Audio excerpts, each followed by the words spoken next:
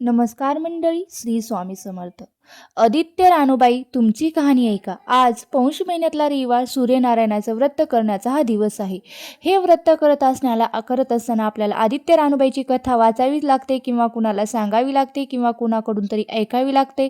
तर तुम्हाला मी आजच्या व्हिडिओमध्ये आदित्य रानूबाईची कथा सांगणार आहे किंवा कहाणी सांगणार आहे. त्यामुळे तुम्ही व्हिडिओ स्किप न करता शेवटपर्यंत ऐका, जेणेकरून तुम्हाला ही कहाणी श्रवण करता येईल किंवा श्रवण करता येईल किंवा ऐकता येईल. नगरात एक चला तर ब्राह्मण मग राहत कहाणीला असे. सुरुवात करूया. अनाव्यास रानात जात होता. तिथे नागकन्या व देवकन्या वसावसत होत्या. ब्राह्मणाने विचारले, काय ग बयानो, काय वसावसता तो मला पण सांगा. त्या म्हणाले, तुला रे कशाला वसा, उठशील मातशील घेतला वसा टाकून देशील. हा म्हणाला, नाही नाही तसे मी करणार नाही, उतत नाही मातत नाही, घेतला वसा टाकत नाही. काय वसा आहे तो मला पण सांगा. तेव्हा त्या म्हणाल्या, श्रावण मास येईल, पहिल्या आदित्यवारी मोन्या मुकाट्याने उठावे, सचिल स्नान करावे, अद्रुतक पाणी आणावे, विड्याच्या पानावर रक्तचंदनाचे आदित्य रानूबाई काढावी, 6 रेखाचं मंडल करावं, 6 सुतांचा तांतू करावा, त्याला 6 गाठी द्यावा, पानाचा विडा, फुलांचा झेला, दशगंधाचा धूप गुळ खोबऱ्याचा नैवेद्य दाखवावा, 6 मास चाळावी, 6 मास पाळावी, माघी रथ सप्तमीस संपूर्ण करावी. कसं करावं, बोटव्याची खीर, गुळाच्या पोळ्या, लोणकंठ, तूप, मेहून जेऊ घालावे, असेल तर साडेचोळी, नसेल तर जोड गळसरी द्यावी, नसेल तर 2 पैसे दक्षिणा देऊन या व्रताचं उद्यापन करावं. ब्राह्मणाने वसा केला, त्याला सूर्यनारायण प्रसन्न झाला, भाग्यलक्ष्मी आली. तेव्हा राजाच्या राणीने ब्राह्मणास बोलवून धाडवलं. ब्राह्मण जातेवेळी भिवू लागला, कापू लागला. राणी म्हणाली, भिवू नका, कापू नका, मला तुमच्या मुली द्या. ब्राह्मण म्हणाला, आमच्या गरीबाच्या मुली तुमच्या घरी कशा द्याव्या, दाशी कराल, बटकी कराल. नाही नाही तसं नाही करणार, राजाची राणी करू, प्रधानाची करू. मार्गशीर्ष महिन्याला ब्राह्मणाने मुलीची लग्न करून दिली. राजाच्या घरी, एक राजाच्या घरी तर दुसरी प्रधानाच्या घरी. ब्राह्मण तो 12 वर्षांनी मुलीच्या समाचारास निघाला. राजाच्या घरी गेला, लेकीनं पाठ दिला, पाय धुवायला पाणी दिलं. बाबा गुळ खा, पाणी क्या, गुळ खात नाही, पाणी पित नाही, आधी माझी कहाणी करायची ते तू ऐक. ती म्हणाली, तुमची कहाणी ऐकायला मला वेळ नाही, आज राजा पारधीला जाणार आहे, त्याला जेवायला उशीर होईल. ते ऐकून त्याच्या मनात राग आला. तो तेथून निघाला. तो प्रधानाच्या घरी गेला. तिनेही ते बसायला पाठ दिला, पाय धुवायला पाणी दिले. बाबा गुळ खा, पाणी प्या, गुळ खात नाही, पाणी पित नाही, आधी माझी कहाणी ऐक. ती मी आधी कहाणी करायची ते तू ऐक. तुमची कहाणी ऐकू नको तर कोणाची ऐकू. घरात गेली, उतरंडीची 6 मोती आणली, 3 आपण घेतली, 3 बापाच्या हातात दिली. त्याने मनोभावी कहाणी सांगली आणि तिने चित्त भावे ती कहाणी ऐकली. नंतर जेवून बाप आपल्या घरी आला. बायकोने विचारले, मुलीचा समाचार कसा आहे हो. त्याने उत्तर दिले, जिने कहाणी ऐकली ती दारिद्र्याने पिल्ली, जिने कहाणी ऐकली नाही ती दारिद्र्याने पिल्ली आहे आणि दुःखाने गांजली आहे. राजा मुलकावर निघून गेला आहे आणि जिने कहाणी ऐकली ती भाग्याने नांदत आहे. इकडे जी दरिद्री झाली होती किंवा जिला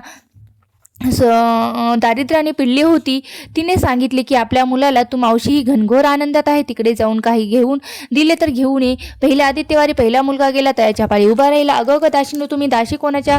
आम्ही दाशी प्रधानाच्या राणीला जाऊन सांगा की तुमच्या बहिणीचा मुलगा आला आहे. दाशीने जाऊन सांगितले, तुमच्या बहिणीचा मुलगा आलाय, फाटके नेसलाय, तुटके पांघरलाय, तळ्याच्या पाळी उभा राहिला, परसदाराने घेऊन या. परसदाराने घेऊन आले. नवमाकू घातलं, पितांबर नेसायला दिलं, जेऊ खाऊ घातलं, कोहळा पोकरला, होऊन मोहरा भरल्या. जाताना कुठं ठेवू नको, विसरू नको, जपून घेऊन जा.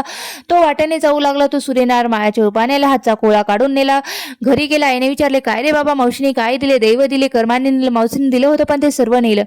पुढे दुसऱ्या आदित्यवारी दुसरा मुलगा उठला, तळ्याच्या पाळी उभा राहिला. प्रधानाच्या दाशीकडून प्रधानाच्या राणीने निरोप पाठवला. प्रधानाच्या राणीने त्याला घरी नेतलं, नवमाकू घातलं, जेऊ घातलं, काठी पकडून होन मोहरानी भरून दिली. बाबा कुठे ठेवू नको, विसरू नको, जपून घरी घेऊन जा असं सांगितले. वाटेत सूर्यनारायण गुरख्याच्या रूपाने आले, हातची काठी काढून नेली. घरी गेला. झालेली गोष्ट आई सांगितले. दैव दिले पण कर्माने नेले ग. पुढे तिसऱ्या आदित्यवारी तिसरा मुलगा गेला.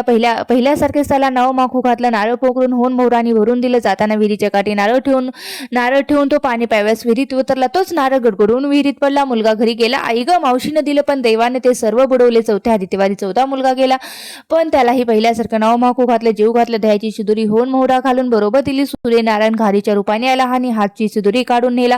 तो घरी गेला. आईने विचारले, मावशीनं काय दिलं ग. अगं मावशीनं दिलं पण देवाने ते सर्व घेऊन गेलं. 5वी आदित्यवारी उठली. तळ्याच्या पाळी उभी राहिली. दाशीने तिचा निरोप तिच्या बहिणीला सांगितला. बहिणीने तिला परसदाराने घरी आणलं. नवमाकू घातलं, पेटेने नेसायला दिली. प्रधानाची राणी आदित्यवारी गुरुवारची कहाणी करायली. काय वसा करतेस ते मला पण सांगाल. बहीण म्हणाली, अगं ग पापिनी चांडाणी, तुला बापाची कहाणी ऐकायला वेळ नव्हता म्हणून तर तुला दारिद्र्याला. राजाच्या राणी विचारले, याला उपाय काय करू. तेव्हा तिने वसा सांगितलं.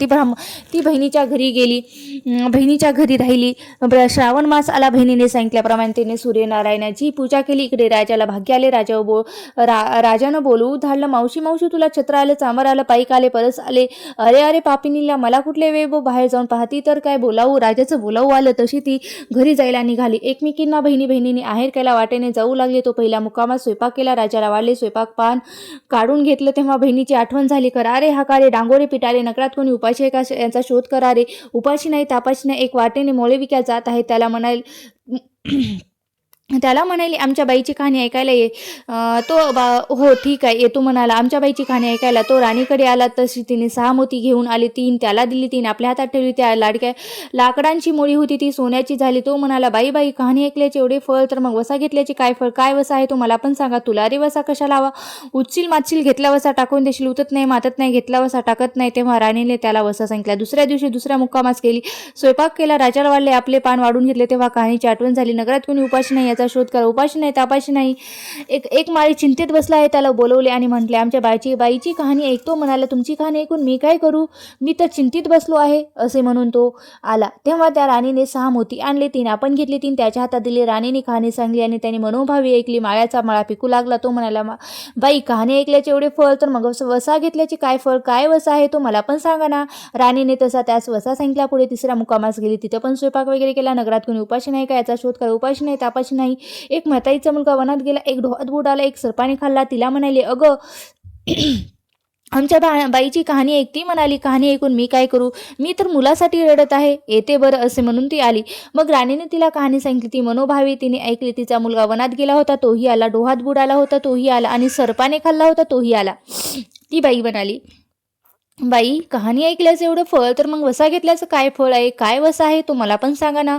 मग राणीने तिला तो वसा सांगितला. पुढे 4थ्या मुक्कामास केलं. तिथे पण पहिल्यासारखं केलं. कोणी उपाशी नाही तापाशी नाही, काना डोळा मासाचा गोळा, त्याला हात नाही पाय नाही असा एक मनुष्य रस्त्यावर पडलाय. त्याच्या अंगावर तांब्यावर पाणी ओतलं. पालता होता. त्याला उताना केला. 6 मोती होती. त्यातली 3 मोती आपण घेतली. 3 त्याच्या बिंबीवर ठेवली. राणीने कहाणी सांगितली. त्याने ती मनोभावी ऐकली. त्याला हात पायाले देह दिव्य झाले. त्याला शरीर आले. तेव्हा तो म्हणाला, बाई कहाणी ऐकल्याचे एवढे फळ, तर मग वसा घेतल्याचं काय फळ? काय वसा आहे तो मला पण सांगा. राणीने त्याला पण वसा सांगितला. 5व्या मुक्कामास घरी आली. स्वयंपाक केला. षडोष्य पक्वाने जेवायस केली. सूर्यनारायण जेवायला आले. भोजनात बसले. त्यांना पहिल्या घासाचाच केस लागला. तेव्हा ते म्हणाले, अगं कोण्या पापिनीचा केस आहे हा? राजाच्या राणीला 12 वर्षे दारिद्र्य आलं होतं. तिने आदित्यवारी वळचणी खाली बसून केस विंचरले होते. काळ चवाळ डोईचा केस, वळचणीची काडी डाव्या खांद्यावरून वेशीबाहेर टाकून दे. राजाच्या राणीला जसं सूर्यनारायणाचा कोप झाला, तसा तुम्हा आम्हाला कोणालाही होऊ नये. ब्राह्मण मोळी